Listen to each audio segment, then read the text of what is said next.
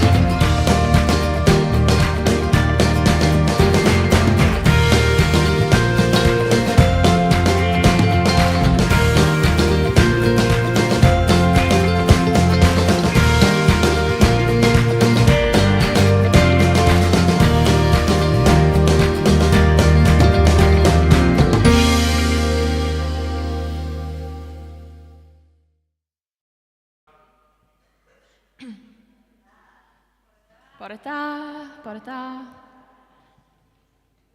Dwi'n gweithio.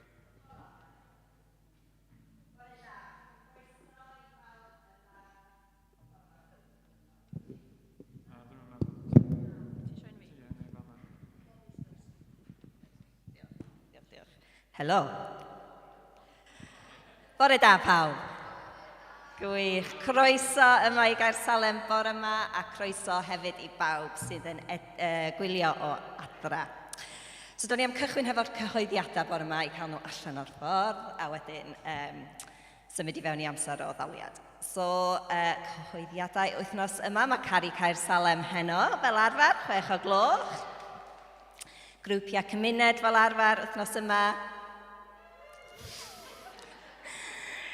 Ser bach ar bore dydd Mercher, cawl a chwmni ar dydd Iau.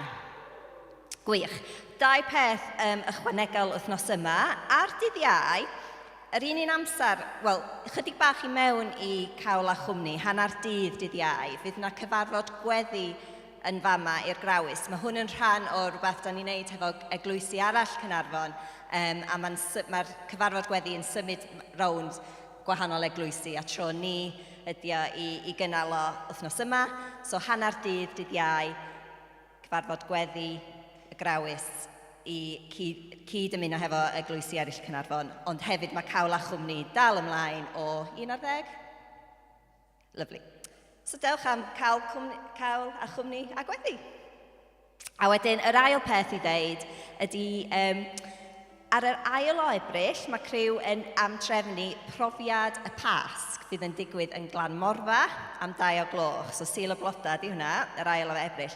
Heddiw, mae yna cyfarfod am hanner dydd yn Glanmorfa i unrhyw un sydd eisiau bod rhan o trefnu y digwyddiad yna.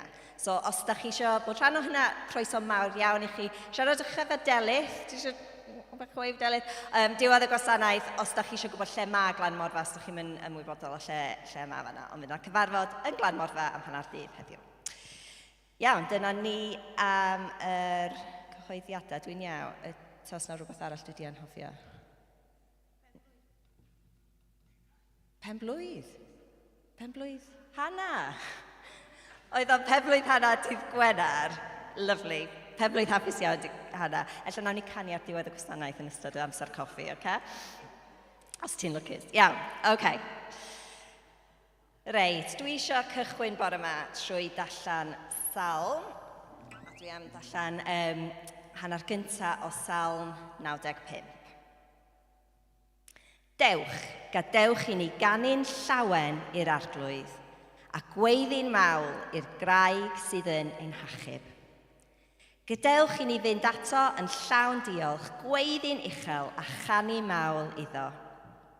Achos yr arglwydd ydy'r Duw mawr, y brenin mawr, sy'n uwch na diwiau i gyd. Mae mannau dyfnar ddeiar yn ei ddwylo, a chopean y mynyddoedd hefyd. Fe sydd bu ar môr, a mae fe gwnaeth ei greu. A'r tir hefyd, gan mae ei ddwylo fe wnaeth ei siapio. Dewch, gadewch i ni ei addoli ac ymgrymu iddo, mynd ar ein gliniau o flaen yr arglwydd ein creuwr. Fe ydy'n Duw ni, a ni ydy ei bobl y defaid mae'n gofalu amdanyn nhw. A dwi'n caru'r salm yma, cos mae o'n sôn am Duw yn ei holl ysblander, creuwr y byd, yr un sydd dal dyfnoedd y moroedd a chopeon y mynyddoedd, y Duw enfawr yma, ond wedyn mae'n dod â ni nôl at y gwirionedd fo ydy'n Duw ni a ni ydy'n bobl y defaid mae'n gofalu amdano fo. Mae o'r Duw mawr yma, mae'n hefyd y bugail sydd yn edrych ar ôl ni, da ni'n plant iddo, dyna'r Duw da ni'n dod i addoli gyda'n gilydd bore yma. So da ni'n cychwyn hefo can reit upbeat, bywiol, sydd yn sôn am pa mor fawr di Duw, a sydd da ni ddim yn mega arwyr, da chi'n licio'r segwe, fel pobl Duw, da ni ddim byd special, ond yn Duw, da ni'n gallu gwneud pethau mawr, achos mae Duw yma, y Duw mawr yma, gyda ni ac yn caru ni. Iawn, so nawn ni sefyll. Bydd yna llai cynewn gwahanol bore yma, llai swnllyd, llai mwy myfyrio ag emyn, fydd yna cynewn gwahanol, so gobeithio fydd yna rhywbeth i pawb.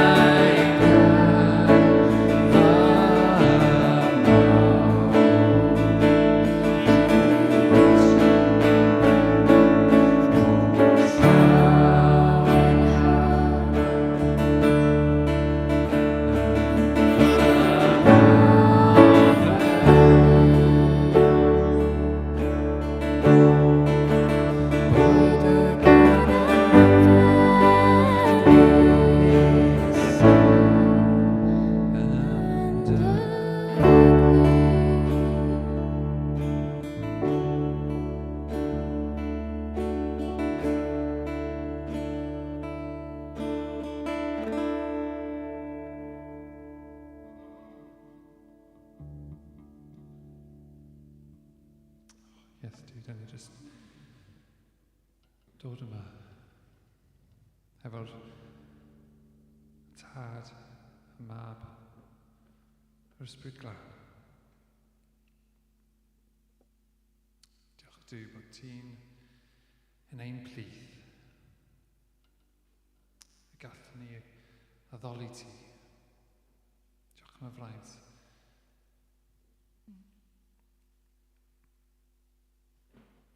Just bod gyda ni. Helpu ni addoli ti, helpu ni gwrando arna ti. Dysgu. Ac ysbrygan gweithio yn ein plith, yn ein calona. Diolch Duw. Amen. Amen. Cael ymlaen. Os da chi eisiau eistedd lawr, na'n cael ymlaen. Mae Mani yn arwain ni. Gwedi.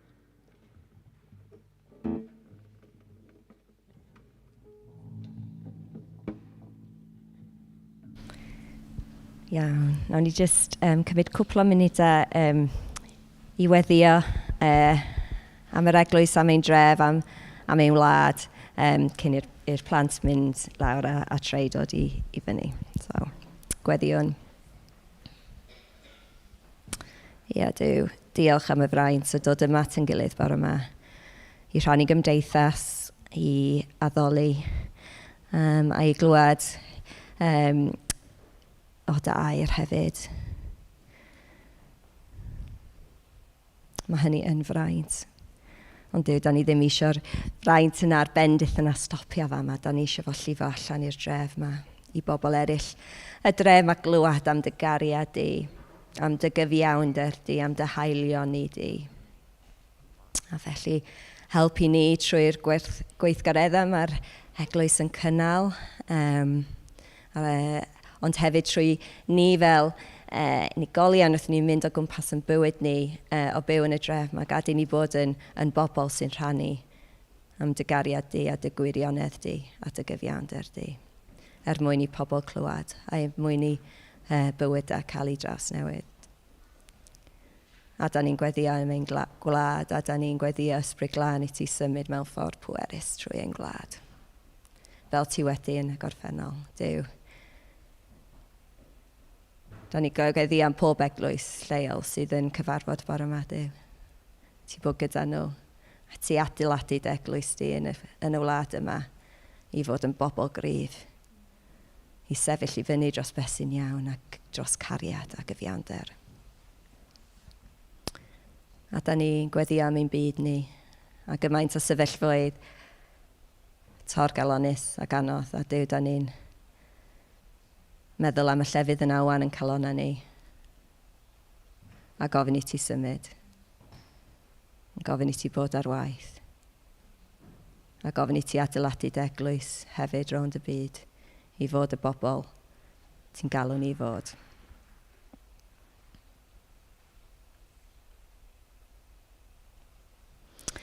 Ac wrth i ni symud ymlaen i'r rhan nesaf gwasanaeth Duw, dwi eisiau gweddio dy fendith dros trei wrth i fod dod a agor y gair i ni, neu di siarad mewn ffordd pwerus drwyddo fo, neu di helpu ni cael calonau agored a clusiau agored i glywed beth ti eisiau deud i ni bore yma.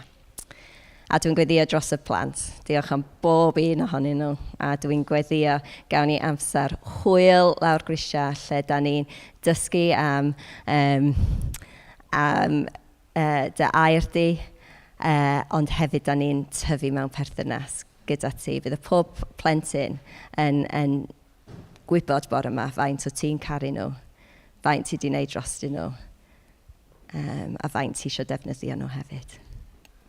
A dwi'n gofyn hyn oll yn enw Iesu. Amen.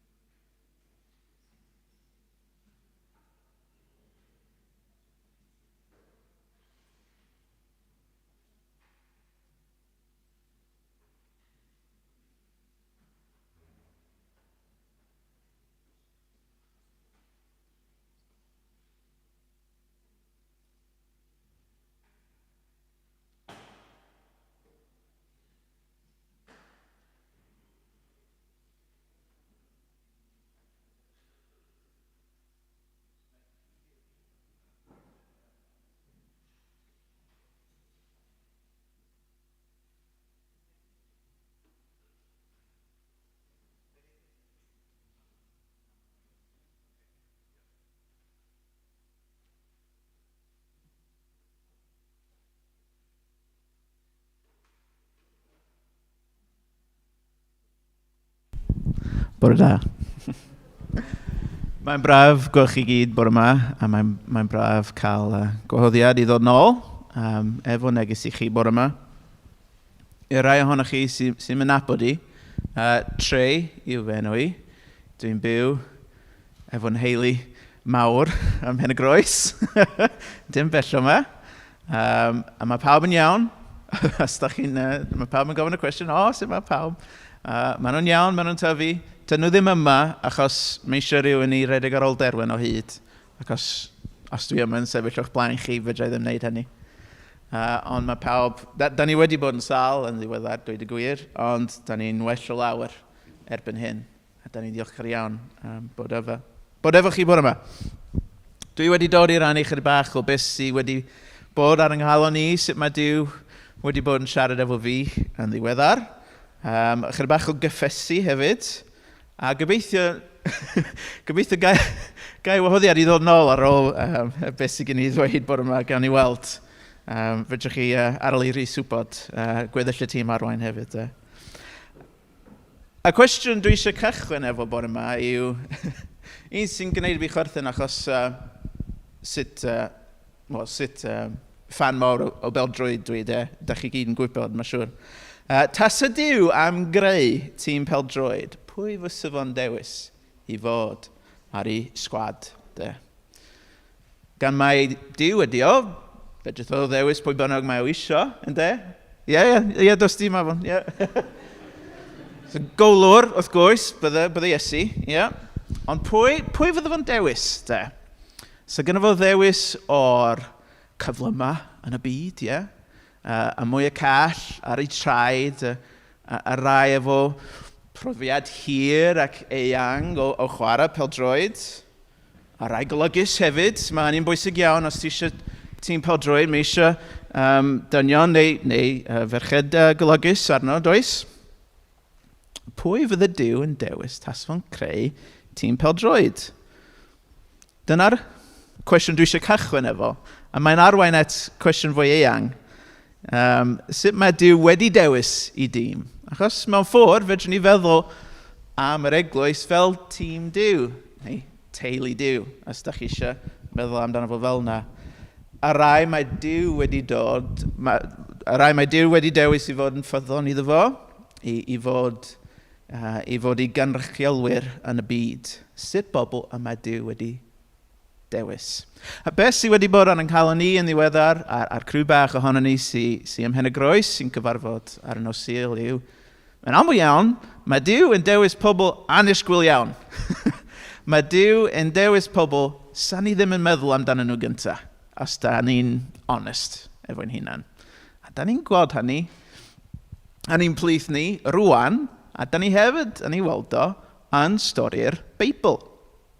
Mae stori pobl Israel yn cychwyn efo dyn o'r enw Abram.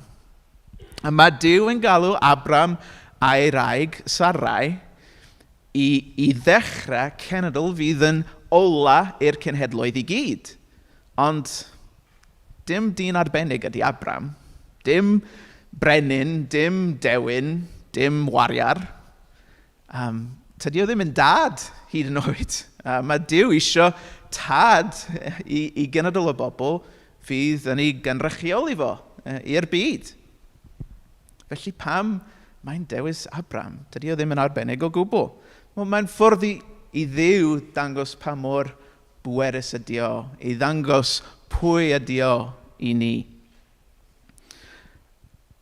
Da chi'n cofio addewid Duw i Abram, a fydde fo'n rhoi disgynyddion, cymaint o disgynyddion iddo fo, a fydde nhw'n cyfri fel y ser yn yr awyr. A weithiau, tydi Abraham a Sarah, yr unwa newydd maen nhw'n cael gan Dduw, weithiau tyn nhw ddim yn gwrando, weithiau maen nhw'n dewis beth sy'n ddwyth iddyn nhw, yn lle dilyn be mae Dduw wedi deud wrthyn nhw. Ond wedyn mae Duw yn atgoffa nhw o ei addewid, a maen nhw'n troi yn ôl, a maen nhw'n dechrau rando eto.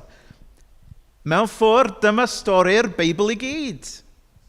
Pobl Dduw wedi dewis gyda fo, sydd ddim wastad yn gwrando, ond sydd yn troi yn ôl ato fo. Ond y pobl Israel, y cenedl Israel, pobl cymharol fach ydyn nhw. Os ti'n sbio o gwmpas, lle oedd nhw ers talwm, oedd na bobl fawr yn doedd, oedd na ymrodraethau fel Rufain a Babylonia a Syria, y Raifft. Da ni'n dal i weld be oedd y Raiffdwyr wedi gadael a pyramida. Ond i gymharu oedd pobl Israel yn fach iawn. Oedden nhw'n annisgwyl. Ond dyna beth i them ni bore yma. Mae Duw yn dewis pobl annisgwyl weithiau. Da ni'n gweld y them yma yn yr Hen Testament, a da ni'n gweld yr un them yn y Testament Newydd. A dyna beth i testyn ni bore yma mae'n dod o'r Testament Newydd. A pan da chi'n meddwl am y cymeriadau i gyd yn y Testament Newydd, mae rai ohonyn nhw'n lliwgar iawn. Mae yna filwyr, mae yna lladron, mae yna merched beiddgar iawn, i gymharu efo be oedd disgwyliadau ar ferched yn ei diwrnod nhw. Cymeriadau lliwgar iawn. Ond weithiau pan da ni'n darllen y Beibl, da ni'n redig trwy y storïau, da ni ddim yn cymryd amser i feddwl sut fydd y pethau go iawn.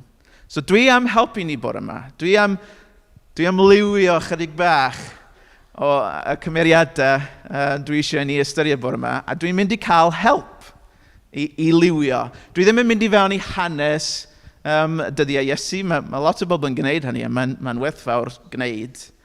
Ond dwi'n mynd i troi at esiamplau o'n hamser ni, sef y Simpsons. Dwi wrth y modd clywed y plant yn gweiddi yes. Ond mewn gwirionedd, oedd y Simpsons, mae Simpsons yn rhywbeth weddol newydd i mi fel person. Pan nes i ddod i Gymru am y tro cyntaf, bron i 20 mlynedd yn ôl rwan, fel myfyriwr, do'n i ddim wedi gwylio'r Simpsons, really, o'r blaen. A hynny oherwydd, a dwi'n chwerthin achos mae mam yn eistedd efo ni bore yma. Mae mam wedi bod yn helpu ni efo'r babis yn ddiweddar. Doeddwn ni ddim yn cael gwylio'r Simpsons yn tŷ ni. So mam ddim yn gadael ni gwylio ffasiwn sothach yn y tŷ. A be bynnag, oedd y Simpsons ymlaen ar y nos Sul, a sa ni oedd fy nos yn yr eglwys. Ond pan nes i ddod i Gymru, nes i sylweddoli bod pobl yn wrth i boddau efo'r Simpsons. A pan nes i ddechrau gwylio'r gyfres, o'n i'n dall pam. Mae'n ddonio braidd. Mae'n dychanu bywyd Americanaidd tydi. I'r dim, os dwi'n onest. Fel rhywun sydd wedi dod o America. Os ti heb wylio'r Simpsons o'r blaen, mae pob dim yn digwydd mewn tre anhysbys yn America o'r enw Springfield, a mae yna rhyw 35 o Springfields yn America, felly mae ei fod yn anhysbys, ynddo? A mae'n dilyn y teulu yma, y Simpsons, a mae siŵr bod rai ohonyn nhw o leia i lluniau yn gyfarwydd efo chi. Homer, y gŵr, y dyn sy'n ddiog yn ei waith, ond ffyddlon i'w blat. Bart, a hogyn bach, direitus, sy'n chwarae giamocs ar bawb. Lisa, a chwaer fach, sy'n mwydro am yr amgylchedd, a pethau felly. A Maggie, y babi sy'n byth yn siarad. A Marge, y mam sy'n cadw trefn ar pawb, a sy'n agoffa nhw i fod yn bobl dda. Ish. Dyna'r Simpsons, a bywyd trigolion y dref hynny. Wel, nid pregeth ar y Simpsons fydd, paid poeni. Dwi wedi bod yn mwydro fy hun, do. Ond, dwi'n meddwl, fedrith y Simpsons helpu ni i sylweddoli pa mor annisgwyl ydy'r bobl mae Duw yn defnyddio weithiau. Dwi'n licio meddwl, sut fydde Iesu yn camu mewn i Springfield, i'r dre lle mae Simpsons yn byw. Pwy fydde Iesu yn galw? Pwy fydde Iesu yn treulio amser efo nhw? Ella cwestiwn bach gwirion? Yndi, mae'n gwestiwn gwirion. Ond mae'n helpu fi hefyd i sylweddoli pa mor bwerus ydy Duw, pa mor llawn gras ydy Duw. Ond i fynd nôl i'r cwestiwn greiddiol, da ni'n mynd i ddarllen stori o'r Testament Newydd. A wedyn dod ni nôl i'r Simpsons. Felly, Lydia, ti'n licio dod i fyny? Mae Lydia yn mynd i ddarllen y testyn i ni o Matthew Matthew penod 19, adnod 13-15. Wnes di darllen o nas, lygu di. Be, jyst hwnna? Yep. Dyma pobl yn dod â'u plant bach at Iesu mwyn iddo osod ei dwylo arnyn nhw a gweddio drostyn nhw, ond roedd y disgyblion yn dweud y drefn wrthyn nhw. Ond meddai Iesu, gadewch i'r plant bach dod atai, peidiwch ei rwystro, a mae fel rhai nhw'n sy'n derbyn teyrnas yr un nefol. Ar ôl iddyn nhw osod ei dwylo arnyn nhw, aeth yn ei flaen oedd hi yna. Diolch, Lydia.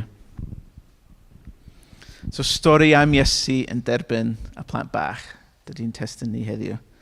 Mae lot o blant bach yn y mywyd i ar y funud. Fedrwch chi ddychmygu efallai pam dwi wedi dewis hwn. Ond 2000 o flynyddoedd yn ôl, oedd bywydau plant chydig bach yn wahanol o sut maen nhw heddiw. Roedd bywyd yn llawer mwy peryglus yn doedd. Doedd dim meddyginiaethau i atal a fiechydon nag oedd. Oedd tlodi bwyd yn rhywbeth arferol, sa pawb yn wynebu newyn o bryd i'w gilydd. Sa derwen yma, sa fo'n siarad am y llewod. Oedd na lewod amser y Beibl, yn doedd. Dyna'r llun mae'n troi iddo yn ei Beibl bach i blant, bob tro. Oedd bywyd yn llawer mwy peryglus. A falle dyna be oedd yn mynd trwy feddyliau'r disgyblion wrth iddyn nhw troi y plant i ffwr.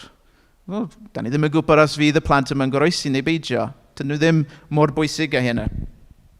Ond efallai bod nhw'n meddwl am y twrw a'r crio sy'n dod efo'r plant. Os oedd Iesu yn trio dysgu pobl, i iachau pobl, does dim isio plant yn gwneud twrw ac yn crio. A dyma llun i ni o Derwen.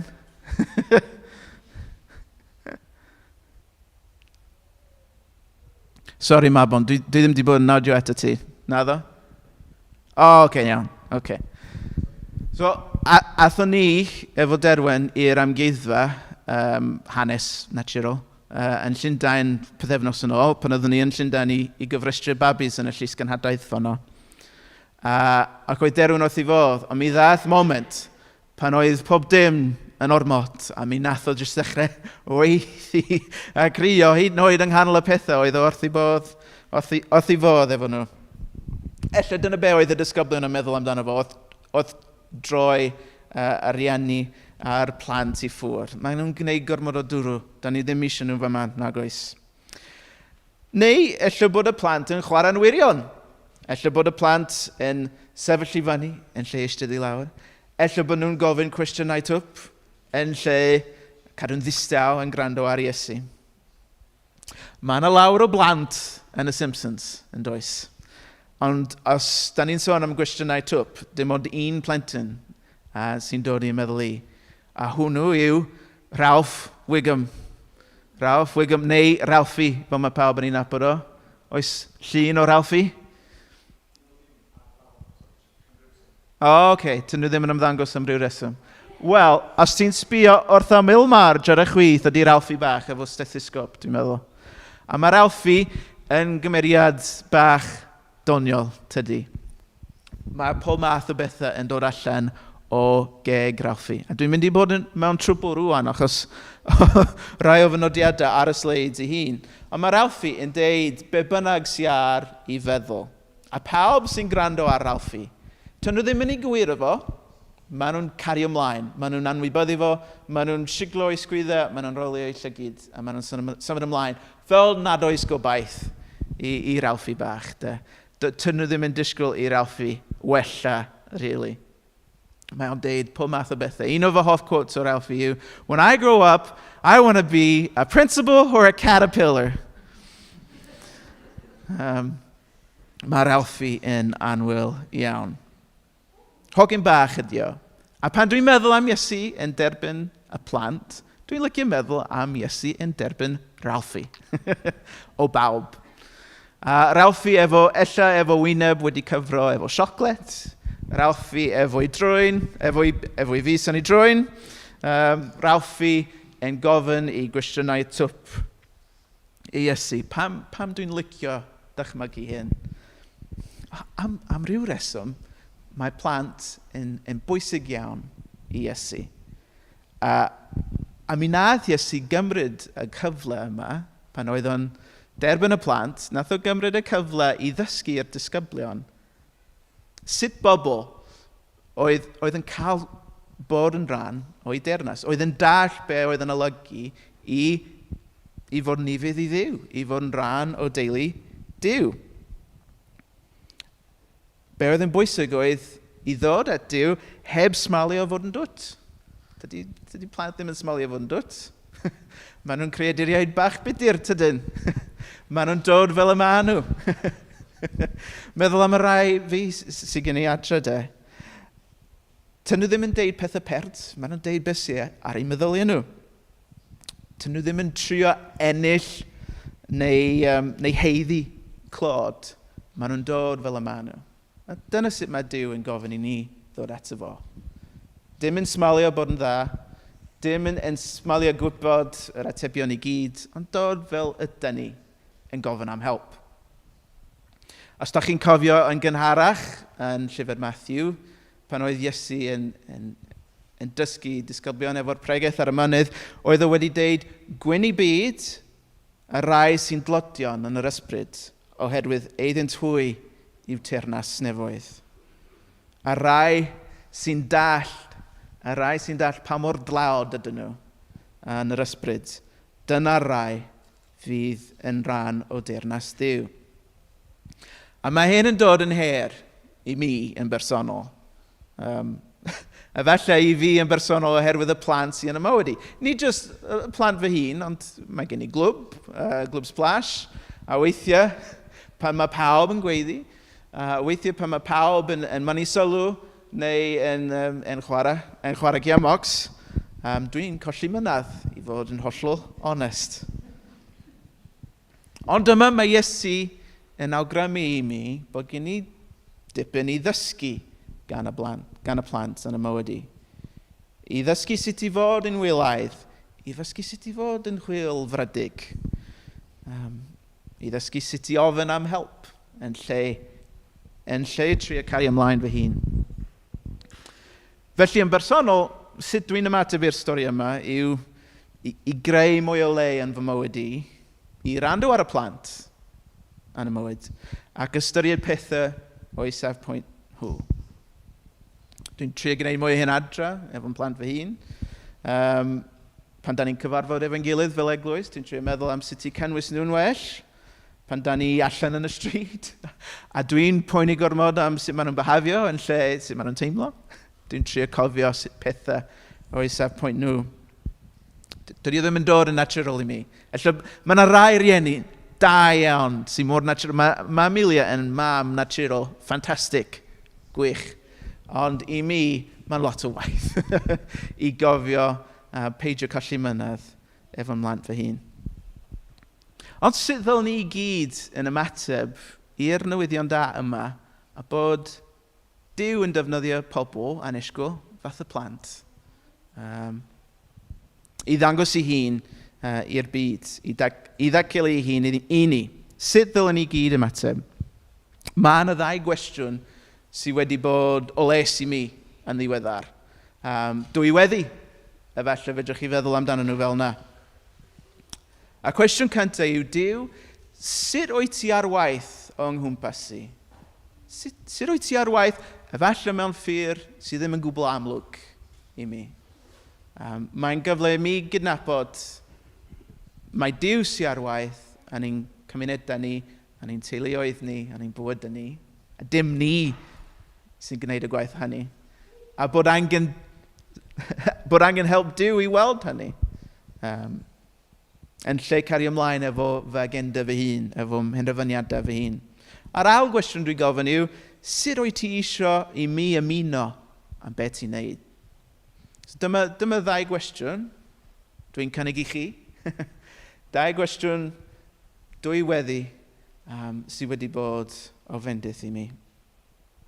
Cwestiwn y bach ydyn nhw, ond maen nhw'n medru arwain chi i lefydd annisgwyl iawn. Os ti'n gofyn y cwestiwn cwestiwn yma i Dduw. Peidiwch syni pan mae Duw yn ateb. Os mae Duw yn datgelu i chi bod na rhywun yn dy fywyd sy'n angen gair caredig, neu rhywun yn dy fywyd sy'n angen sgwrs a panad, neu sy'n jyst angen treulio amser efo chi, neu efallai bod na rhywbeth ymarferol fedrwch chi wneud dros rhywun yn dy fywyd di. Nawn ni ddim sylweddoli os da ni ddim yn mynd et yr un sy'n gwybod pob dim amdano ni. Mae yna bethau da fedrwn ni wneud. Paid cam ddeall beth dwi'n dweud. Peidiwch. Ond y cwestiwn cyntaf da ni angen gofyn yw, Duw, sut wyt ti ar waith a sut fedrai ymuno? Na i gloi bore yma gan ddarllen o 1 Corinthiaid. A mae yna sleid i hwn hefyd, ond os dyn nhw ddim yn ymddangos. 1 Corinthiaid, adnod 1, penod 1, adnod 26 i 31.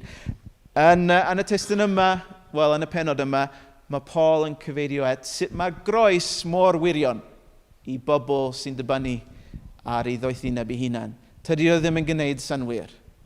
Ond o safpwynt Duw, o'i ddoethineb o, mae'n dod fel iachawdwriaeth i ni, tydi.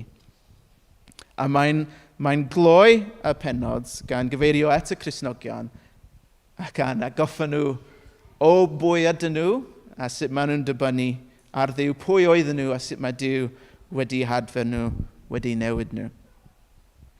1 Corinthiaid, penod 1, adnod 26 i 31. Ffrindiau anwyl, cofiwch sut oedd hi arnoch chi pan ddeithoch chi i gredu. Doedd dim llawer ohonoch chi'n bobl arbennig o glyfar, neu ddylanwadol, neu bwysig. Pobl gyffredin oeddech chi, ond chi ddewisodd Duw. A rai twp i godi cwilydd ar y rai hynny sy'n meddwl i bod nhw'n glyfar.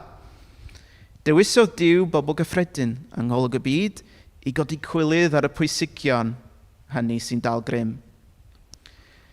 Dewisodd y bobl sy'n neb, a bobl hynny mae'r byd yn edrych i lawr arnyn nhw, i roi taw ar y rai sy'n meddwl i bod nhw'n rhywun.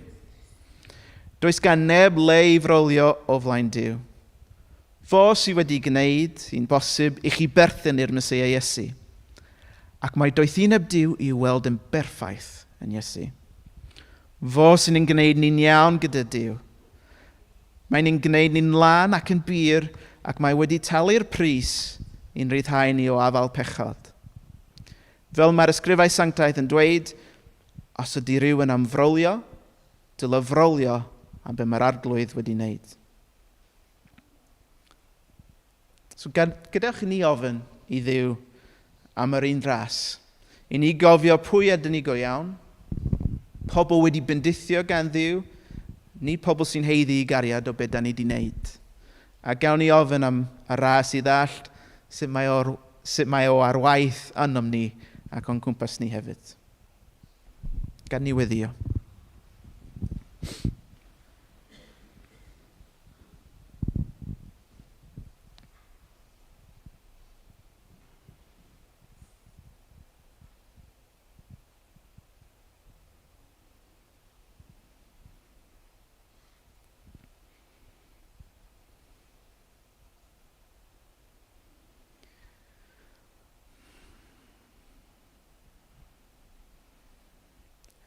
O Dad, da ni mor ddiolchgar nad ydy pethau'n dibynnu arna ni. Da ni mor ddiolchgar bod ni'n medru gael o'n hunan dy blant di. O Dad, helpa ni i weld sut wyt ti ar waith o'n cwmpas ni. Mewn ffyr annisgwyl, weithiau, trwy bobl annisgwyl, yn aml iawn. Helpa ni i weld ac i sylweddoli. Nad yna ni yng nghanol y stori, ond mae ti yng nghanol ein stori ni. Helpa ni i sylweddoli pwy ydyn ni yn y ti. Nid pobl annibynnol. Nid pobl sydd angen help o bryd i'w gilydd. Ond pobl sydd angen di. Pobl ti wedi galw eto ti. A pobl ti eisiau bendithio byd trwyddyn nhw. O ddiw helpa i ni i slofi lawr weithiau ac i ofyn y cwestiwn. Dyw, sut rwy ti ar waith yn y sefyllfa yma, yn y gymuned yma, yn y person yma? A sut rwy ti eisiau i mi ymuno â'n o gwaith yna? Sut rwy ti eisiau i mi helpu? Ella ti eisiau mi wneud dim byd. Ella ti eisiau mi dweud rhywbeth sy'n codi calon neu sy'n herio hen ffordd o feddwl. Ella ti eisiau mi helpu mewn ffordd ymarferol neu penodol. Dyw helpa ni i droi at y ti efo'r gweddiau yma yn gyntaf. I ti ddagelu i ni a ffyr annisgwyl a bobl annisgwyl o'n cwmpas ni. Lle ti ar waith? Dyw, da ni'n cydnabod mai ti o'r un ffyddlon na dim ni. A da ni mor ddiolchgar bod ni'n medru'n gael ein hunan yn plant i ti. Amen.